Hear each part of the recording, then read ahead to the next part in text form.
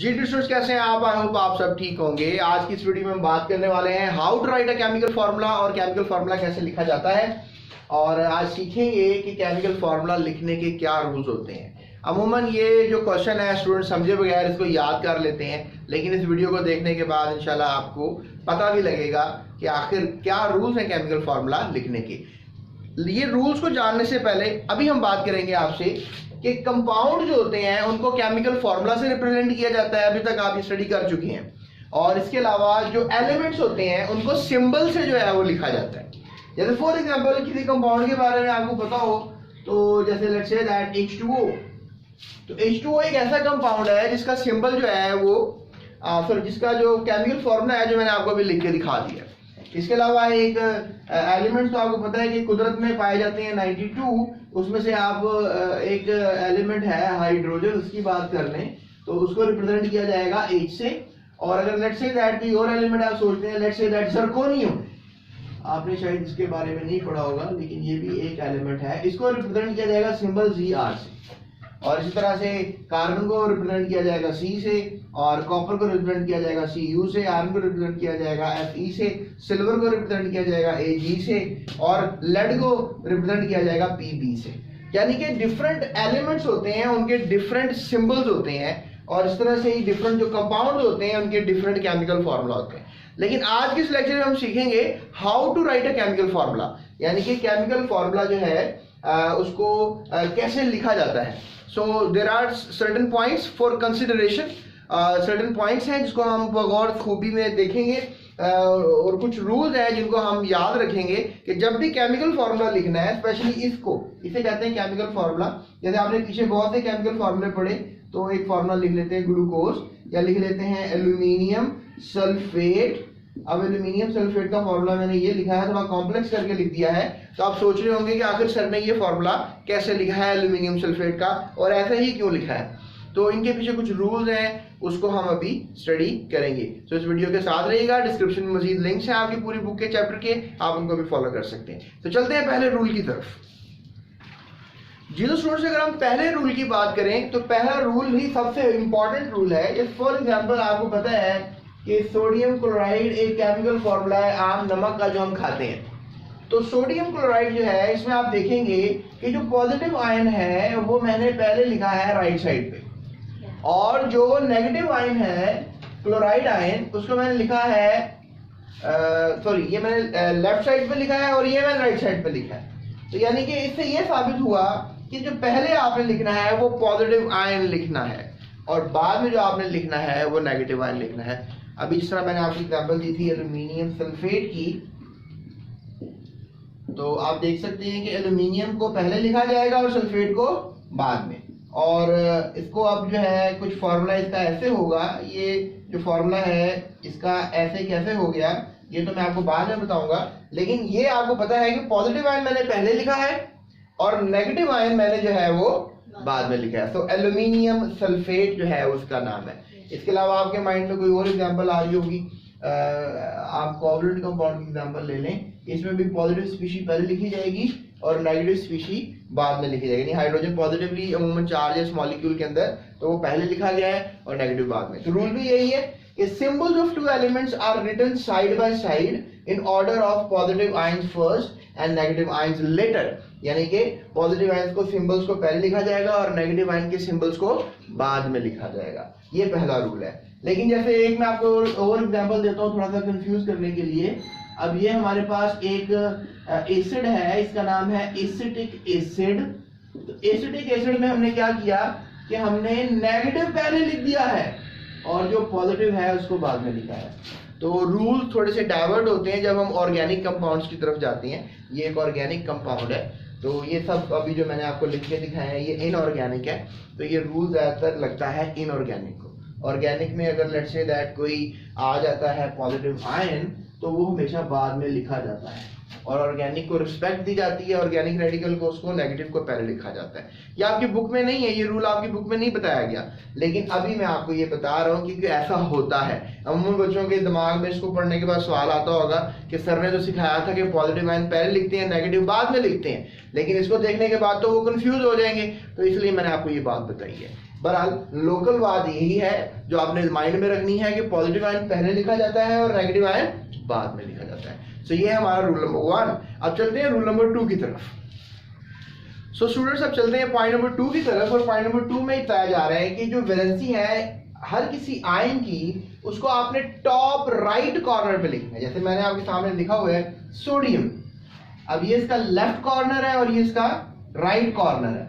और students valency लिखते वक्त याद रखिएगा कि आपने पहले इंटीजर लिखना है, बाद में साइन बनाना है पॉजिटिव या नेगेटिव। जैसे लेट्स से दैट आपके सामने आपको कैल्शियम नजर आ रहा है, कैल्शियम में आपने पहले क्या लिखा, इंटीजर लिखा, बाद में आपने बताया कि पॉजिटिव है नेगेटिव है। ये बात प्रूव करती है इसकी वैलेंसी। वैलेंसी लिखते हुए कहते हैं केमिकल फार्मूला को अगर आपने ब्रेक करना है, लेट्स से दैट आपके पास सोडियम क्लोराइड है, ये केमिकल फार्मूला है। अब इसको आपने आयंस की शक्ल देनी है, तो आपने जब आयंस का चार्ज लिखना है तो यहां पर लिखना है टॉप राइट साइड पे, जैसे कि मैंने बताया ये लेफ्ट साइड है और ये राइट साइड है। और आपने यहाँ पर क्लोराइड का भी अगर आप सोच रहे हैं तो फिर आपने you have to write it like this. और अगर आपके पास कैल्शियम क्लोराइड है, ठीक है, तो आपने इसको कैसे लिखना है, कैल्शियम और फिर 2 प्लस और Cl नेगेटिव और फिर एक और Cl नेगेटिव, क्योंकि आपको नजर आ रहा है इसमें 2 क्लोराइड्स हैं। तो ये आयन लिखने का तरीका है। The valency of each ion is written on the right top side. तो स्टूडेंट्स एक चीज और याद रखो, तुम सोच रहे होगे कि सर अगर मैं कैल्शियम को +2 लिख दूं तो क्या कोई खराबी है? खराबी कोई नहीं है, पर ये वैलेंसी नहीं आपने लिखी, ये आपने ऑक्सीडेशन नंबर लिखा है। अब आप सोचने लगेंगे सर एक और पेंडोरा बॉक्स ओपन कर दिया आपने, अब ये ऑक्सीडेशन नंबर क्या होता है? तो ये आपको मैं चैप्टर नंबर 7 में सिखाऊंगा, लेकिन अभी मैं आपको ये बताऊंगा कि वैलेंसी लिखने के लिए टॉप राइट साइड चाहिए आपको, और पहले इंटीजर है, बाद में उसका पॉजिटिव या नेगेटिव निशान है।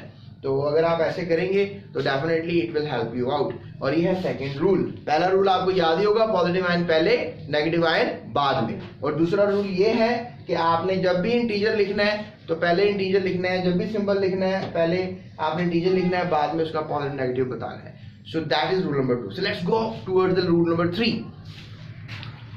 जी तो स्टूडेंट्स अगर हम रूल नंबर 3 की बात करें तो ये थोड़ा सा जरा सोचने वाला रूल है। इस रूल के अंदर ये बताया जाता है कि जो भी आयन होता है उसको अगर आप वैलेंसी उसकी अगर आप देख रहे हैं, तो ये आयन है, इसकी आप वैलेंसी देख रहे हैं, तो इसको क्या करना है, is brought to the lower right corner. अब आपने ये इस जैसे लगते जरा फॉर्मूला लिखें, अब इसकी वैलेंसी आप इस राइट कॉर्नर पे ले हैं, आपने सिंबल नहीं लेकर आना, सिंबल नहीं नीचे लेकर आना राइट कॉर्नर पे, ठीक है, लोअर राइट कॉर्नर पे आना है। यानी ये हमारे पास राइट कॉर्नर है, ये भी राइट कॉर्नर है, लेकिन ये नीचे वाला जो है that is called lower right corner. तो आपने इस वैलेंसी को नीचे ले आना, सिंबल को नीचे नहीं लेके आना। यहाँ 1 लिख लें आप। और आप ये क्लोरीन, अब आपको पता है इसके इस आयन के ऊपर भी 1 नेगेटिव चार्ज होता है, तो आपने इस साइन को नहीं नीचे लेके आना, लेकिन इसके इंटीजर को नीचे ले आना है, और इधर ये आपने लेकर आना है राइट कॉर्नर पे। आप देखें ये इसका ये हायर राइट कॉर्नर है और ये लोअर राइट कॉर्नर, यहाँ 1 ले आना है आप। तो यू कैन से दैट कि ये जो हमारे पास वैलेंसी है ये इधर आ जाएगी, और ये जो हमारे पास वैलेंसी है ये इधर आ जाएगी। So that makes a sense कि 1 1 है तो 1 1 को लिखना जरूरी नहीं है, जहाँ कुछ नहीं होता वहाँ 1 होता है। ये आपको मैथ का रूल पता ही है, तो उस लिहाज से ये NaCl जो है ये फार्मूला बन जाएगा, that is a chemical formula of sodium chloride. इस केस में देखें आप, अब इसको भी आपने कहाँ लेकर आना है, लोअर राइट कॉर्नर पे, और इसको भी आपने कहाँ लेकर आना है, लोअर राइट कॉर्नर पे। और देखिए यहाँ पर जो फार्मूला बनेगा वो बनेगा Ca, यहाँ पर क्या है 1 है, 1 को लिखने की जरूरत नहीं है, और Cl, और Cl के साथ नीचे का लिख देंगे 2। अगर मैंने बताया कि आपने इंटीजर लेके जाना है, आपने इसके साथ पॉजिटिव नेगेटिव का निशान नहीं लेके जाना लोअर राइट साइड पे।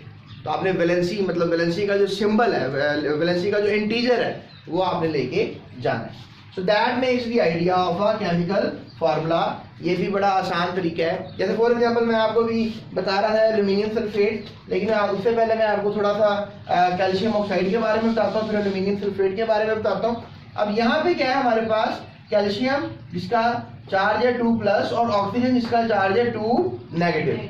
अब यहाँ पे आप इसको लोअर राइट साइड पे ले आएंगे, इसको भी लोअर। अब जब ये दोनों एक जैसे वैलेंसियां हैं, दोनों सेम है, तो फिर आपको लिखने की जरूरत ही नहीं है कुछ भी, वहाँ 1 ही लिख दिया, क्योंकि आपको पता है 2:2 जो है कैंसिल करें तो 1:1 आता है, 1 को लिखने की जरूरत नहीं होती है। तो आपका फॉर्मूला बन जाएगा, दैट इज कैल्शियम ऑक्साइड। इसे क्विक लाइन भी कहते हैं। ये पीछे आपके पास एक टेबल था, उसके अंदर इन्होंने कैल्शियम ऑक्साइड क्विक लाइन का फॉर्मूला आपको बताया था। तो स्टूडेंट्स ये हमारे पास हो गया कि कैसे लिखना है आपने वैलेंसियों को लोअर राइट साइड पे। अब एक थोड़ी सी मुश्किल एग्जांपल करते हैं। अब एल्यूमिनियम है और सल्फेट है, ठीक है, और यहाँ पे मैं बना देता हूँ आपको कैल्शियम है और फॉस्फेट है, ठीक है जी। अब एल्यूमिनियम पे चार्ज होता है 3+ और सल्फेट पे होता है 2 नेगेटिव, और यहाँ पे कैल्शियम पे होता है 2 पॉजिटिव और सल्फेट पे होता है, फॉस्फेट पे होता है 3 नेगेटिव। अब आपने क्या करना है, इसका भी फॉर्मूला बनाना है, इसका भी फॉर्मूला बनाना है, तो कोई मुश्किल नहीं है। अब क्या करेंगे, इसको आप ले आएंगे लोअर राइट साइड पे और इसको भी ले आएंगे लोअर राइट साइड पे।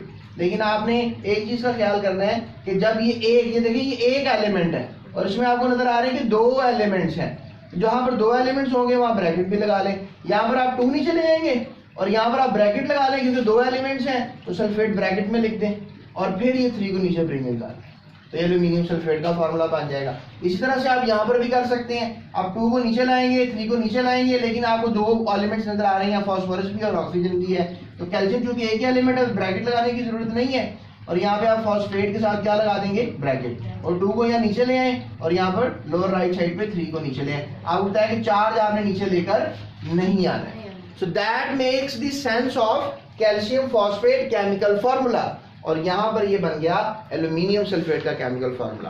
तो ये देखें, ये है तरीकाकार तीसरे रूल का कि आपने कैसे किसी फॉर्मूला को क्रिएट करना है। लेकिन ये जो मैंने अभी ब्रैकेट्स लगाए हैं और ये जो मैंने अभी जब कैल्शियम ऑक्साइड का आपको पता है फॉर्मूला क्रिएट किया था, तो उसमें मैंने ये वैलेंसियां नीचे गायब कर दी थी, आपको याद होगा अभी थोड़ी देर पहले मैंने ये किया था।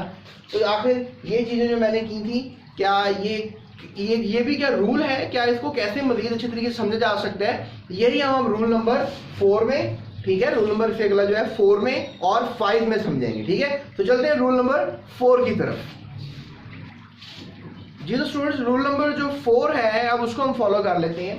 रूल नंबर 4 में क्या है, रूल नंबर 4 में ये है जो अभी मैंने आपसे तकरीबन जिक्र कर ही दिया है कि वैलेंसीज आर सेम, अगर वैलेंसियां if the valencies are same they are offset. एक लफ्ज इस्तेमाल किया गया ऑफसेट। जैसे फॉर एग्जांपल आपको नजर आ रहा है कि इस केस में क्या किया था मैंने, Na पॉजिटिव था और Cl क्या था, नेगेटिव, और जब हम यहाँ से 1 को नीचे ब्रिंग इन किया था और यहाँ से मैंने डेफिनेटली 1 को ब्रिंग इन किया था, यहाँ पे मैं 1 और 1 नहीं लिख रहा हूँ, तो ये ना लिखना इस अमल को ऑफसेट कहते हैं, क्योंकि दोनों इंटीजर्स क्या थे, सेम थे, तो लिहाजा इसको कहेंगे ऑफसेट।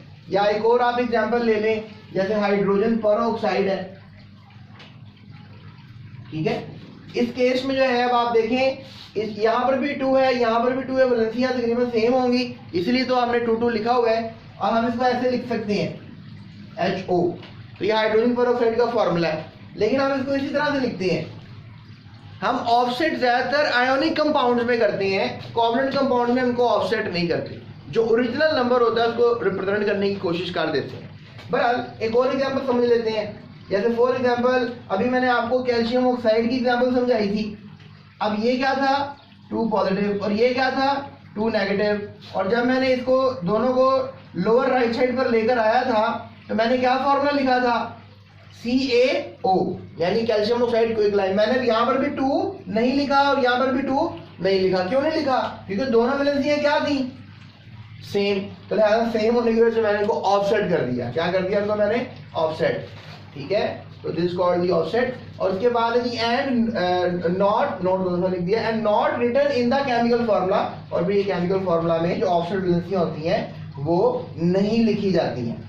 इसके बाद एक और चीज वो बता रहे हैं, इफ दे आर डिफरेंट, अगर वैलेंसियां डिफरेंट है, ये देखिए इस केस में देखें आप, अब कैल्शियम जो है वो 2 पॉजिटिव है और क्लोरीन जो है वो 1 नेगेटिव है, या एग्जैक्टली। अब क्या कर रहे हैं, जब आप इसको लोअर राइट पे ला रहे हैं और इसको भी लोअर राइट पे ला रहे हैं, तो आप 2 को लिख रहे हैं और यहाँ पर 1 को नहीं लिख रहे हैं, क्योंकि 1 लिखना ना लिखना एक ही बात होती है। तो अब ये देखें, यहाँ पर तो ऑफसेट नहीं हुई ना, क्यों नहीं हुई, क्योंकि ये क्या थी, डिफरेंट। अगर ये डिफरेंट होंगी तो ये ऑफसेट नहीं होंगी, अगर ये सेम है तो फिर ये क्या हो जाएंगी, ऑफसेट हो जाएंगी। So if they are different they are indicated, ये जाहिर की जाएंगी such at the same position, और अपनी ही जो पोजीशन की है। और आपको एग्जाम्पल मैंने ये समझा दी जो आपकी बुक में ही है। तो चलते हैं आखिरी रूल की तरफ, और 15 मिनट हो गए हैं मुझे सुनते हुए आपको, लेकिन 2 से 3 मिनट में इंशाल्लाह आखिरी रूल भी आपको मैं समझा दूंगा। जी तो स्टूडेंट्स, अब हम बात करेंगे आपसे कि आखिरी रूल क्या है। सो आखिरी रूल में ये बताया जा रहा है कि जो अगर आयन है और वो कॉम्बिनेशन है 2 या 2 से ज्यादा एटम्स का, जैसे फॉर एग्जांपल हमारे पास आपको नजर आ रहा है यहाँ पर सल्फेट है, जैसे अभी मैं आपको समझा रहा था एल्यूमिनियम सल्फेट। अब ये हमारे पास आयन है, इसका चार्ज है 3+, और ये भी हमारे पास आयन है, इसका चार्ज है 2 नेगेटिव। अब इस आयन को आप देखें, इसमें तो सिर्फ एक ही एटम आपको नजर आ रहा है जो एल्यूमिनियम है, लेकिन अगर आप इस रेडिकल को देखते हैं, मतलब इस आयन को देखते हैं, तो इसमें आपको 2 एलिमेंट नजर आ रहे हैं जो कि सल्फर भी है और ऑक्सीजन भी है। तो यानी ये वाला आयन 2 एटम्स कंसिस्ट करता है, ठीक है, कॉम्बिनेशन ऑफ 2 और मोर एटम्स। चले एक और की बात कर लेते हैं, जैसे कैल्शियम है, इसके ऊपर तो एक ही आयन है, ये आयन है और इस पे आप कह लो कि इस पे सिर्फ एक एटम है इसमें, और ये फॉस्फेट है इसके साथ, और इस पे आपको नजर आ रहा है कि इसमें कितने एटम्स हैं, इसमें जो है टोटल 2 एटम्स आपको नजर आ रहे हैं। सो यहाँ से प्रूव हुआ कि ये भी एक ऐसा आयन है जिसमें 2 एटम्स हैं, मतलब 2 एलिमेंट्स है। एटम्स की तादाद देखें तो ये 4 एटम्स ऑक्सीजन के हैं और 1 एटम फास्फोरस का है, यानी टोटल 5 एटम्स हैं। और यहाँ पर देखें तो 4 एटम जो है ऑक्सीजन के हैं, 1 एटम सल्फर का, यानी इसमें टोटल 5 एटम्स हैं। तो यहाँ से क्या साबित हुआ कि कुछ रेडिकल्स ऐसे भी होते हैं, यानी आयन ऐसे भी होते हैं जिनमें 1 से ज्यादा एटम्स होते हैं, और कुछ आयन ऐसे भी होते हैं जिनमें सिर्फ एक ही। और यहाँ पर आप इत्तेफाक से देख रहे होंगे कि पॉजिटिव आयन ऐसा है जिसमें सिर्फ 1 एटम है, और नेगेटिव आयन ऐसा है जिसमें 5 एटम्स हैं, 2 एलिमेंट्स हैं। और यहाँ पर भी आप देख रहे हैं कि पॉजिटिव आयन ऐसा है जिसमें 1 ही एटम है, और यहाँ पर भी नेगेटिव आयन में आपको 2 एलिमेंट्स और 5 एटम्स नजर आ रहे हैं। एलिमेंट्स फास्फोरस और ऑक्सीजन है, यहाँ पे एलिमेंट सल्फर और ऑक्सीजन है। अब स्टूडेंट्स करना क्या है, वो कहते हैं एक लफ्ज इस्तेमाल करते हैं कि लेट्स से दैट कि हमारे पास इसे हम रेडिकल बोल रहे हैं इन दोनों आयंस को। So bearing a net charge on it, अब आपके पास जो भी नेट चार्ज आपको नजर आ रहा है इसको सल्फेट कहेंगे, इसको कहेंगे फॉस्फेट। अब स्टूडेंट्स ये बात आपने समझनी है, यहाँ पे एक वो लफ्ज इस्तेमाल कर रहा है and the word is parenthesis, right, here we have the word parenthesis. अब ये पैरेंथेसिस का लफ्ज इस्तेमाल कर रहा है। अब पैरेंथेसिस का मतलब है कि जब भी आपने रूल नंबर इनका केमिकल फार्मूला क्रिएट करना है तो वही करना है जो आपको रूल नंबर 3 में और 4 में समझाया। 3 में क्या समझाया कि भाई आपने इनकी वैलेंसियां लोअर साइड पे ले आनी है, लोअर राइट साइड पे, याद है आपको रूल नंबर 3। और फिर रूल नंबर 4 में समझाया था कि वैलेंसियां सेम होंगी तो ऑफसेट हो जाएंगी, तो वो तो आपने वैसा ही करना है। लेकिन अब ये रूल नंबर 5 आपको ये बताया जा रहा है कि जब ये 2 काम आप कर लेंगे तो तीसरा काम आपने क्या करना है, पैरेंथेसिस लगाने हैं। पैरेंथेसिस क्या होते हैं, इनको ब्रैकेट्स कहते हैं स्टूडेंट्स। जैसे फॉर एग्जांपल इसका फॉर्मूला क्रिएट करना है तो आप क्या करोगे, Al, ठीक है, और इसको यहाँ से ये वाला जो हमारे पास वैलेंसी है, आपको याद है चार्ज हमने लेकर नहीं जाना, सिर्फ इंटीजर लेके जाना है, तो 2 यहाँ पर आ जाएगा, राइट। और यहां से हम क्या करेंगे, अब आयन या रेडिकल ऐसा है जिसमें 2 एटम्स हैं, 2 से ज्यादा एटम्स हैं, तो क्या लगा देंगे, पैरेंथेसिस लगा देंगे और क्या लिखेंगे, सल्फेट लिख देंगे। और यहाँ पे जो 3 है इसका यहाँ पे पैरेंथेसिस से बाहर हम लिख देंगे। That is rule number 5। चलें आपको यहाँ पे मैं समझा देता हूँ ये वाला कैल्शियम फॉस्फेट। अब ये हमारे पास कैल्शियम है और ये हमारे पास फॉस्फेट है। अब यहाँ पर भी यही है कि आपने रूल नंबर 3 को फॉलो करना है। और देखिए रूल नंबर 1 था पॉजिटिव आयन पहले लिखते हैं, नेगेटिव आयन बाद में लिखते हैं, तो ये भी वही बात हो रही है, ठीक है। और इसके अलावा रूल नंबर जो 2 था, तो रूल नंबर 2 था कि टॉप राइट साइड पे आपने टॉप राइट वैलेंसियां लिखनी है। अब रूल नंबर 3 ये था इनको नीचे लाना है आपने, तो अब ऐसे ही करते हैं, कैल्शियम को हम ये 3 को हम नीचे ले आते हैं यहाँ पे, और यहाँ से फॉस्फेट है, ठीक है, अब फॉस्फेट है, अब 2 को यहाँ पे ले जाते हैं नीचे। और रूल नंबर 4 था कि ऑफसेट हो रहे हैं, देख लें, अब ये ऑफसेट हो रहे हैं, नहीं हो रहे क्योंकि दोनों सेम नहीं है, तो अब रूल नंबर 5 क्या है कि जो रेडिकल एक एटम वाला है उसके कुछ पैरेंथेसिस लगाने की जरूरत नहीं है, लेकिन जो एटम जो है उसमें रेडिकल जो है उसमें 2 एटम्स हैं, उससे ज्यादा एटम्स हैं, उसमें पैरेंथेसिस लगाने की जरूरत है। तो ये मैंने पैरेंथेसिस लगा दिए, क्योंकि अब ये एक एटम है, अगर ये let's say that positive 2 atom होते हैं, 2 ज्यादा होते हैं, यहाँ पे भी मैं पैरेंथेसिस लगा देता, लेकिन यहाँ पे मैं नहीं लगाऊंगा। क्यों नहीं लगाऊंगा? क्योंकि ये एक ही एटम है, कैल्शियम एक ही एटम है, और यहाँ पे फास्फोरस तो एक ही है, लेकिन देखें ऑक्सीजन कितने हैं? 4। बहरहाल ऑक्सीजन भी अगर लेट्स से दैट एक ही होता, मैं कुछ ना लिखता यहाँ पे, लेकिन फिर भी एटम्स तो 2 हो गए थे ना, तो फिर भी मैंने पैरेंथेसिस लगानी थी। बहरहाल 4 लगाने से ये टोटल एटम्स कितने हो जाते हैं? 5 हो जाते हैं, 1 फास्फोरस का और 4 ऑक्सीजन के। तो ये हमारे पास बात क्लियर हो जाती है रूल नंबर 5 की, जिसमें हमने सीखा कि हम कैसे पैरेंथेसिस लगाकर केमिकल फार्मूला क्रिएट करेंगे। सो ये है how to write a chemical formula, कि पॉजिटिव पहले, नेगेटिव बाद में, फिर पॉजिटिव और नेगेटिव टॉप राइट साइड पे, फिर कैसे नीचे लेकर आना है टॉप लोअर राइट साइड पे, फिर आपने इनको ऑफसेट कैसे करना है, फिर पैरेंथेसिस कैसे लगाने हैं। तो आई होप सो ये 20 मिनट की वीडियो में आप 2 दफा स्कोर सुन लें, आपको सवाल याद हो जाएगा, जो बच्चों को काफी मुश्किल होती है याद करने में। स्टूडेंट्स, ये था हमारा आज का टॉपिक। होप सो आपको ये टॉपिक समझ में आ गया होगा। मजीद वीडियोस के लिए इस चैनल के साथ रहें, और डिस्क्रिप्शन में मौजूद जितने भी लिंक्स हैं उनको आप फॉलो कर सकते हैं, और भी सब्सक्राइब किए बगैर मत जाइएगा, और चैनल का ख्याल रखिएगा। That's it, thank you so much.